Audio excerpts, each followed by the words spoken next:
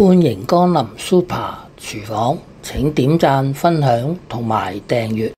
天氣炎熱，好多人有咳嗽。今日煲呢個金羅漢果陳皮水。羅漢果有兩種，一種係呈啡色嘅，係醃製過嘅；另外一個就係叫做金羅漢果啦。金羅漢果係真空脫水而成嘅，所以比較有營養。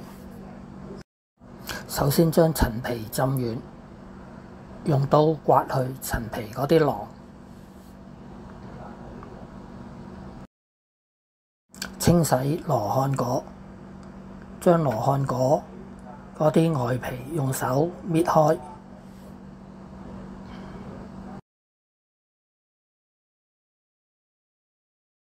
羅漢果個心揾刀切開，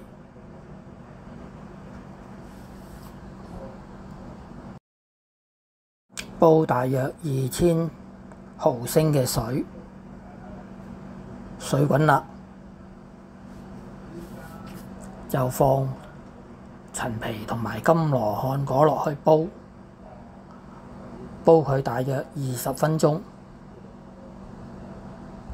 跟住就熄火，焗佢30分鐘，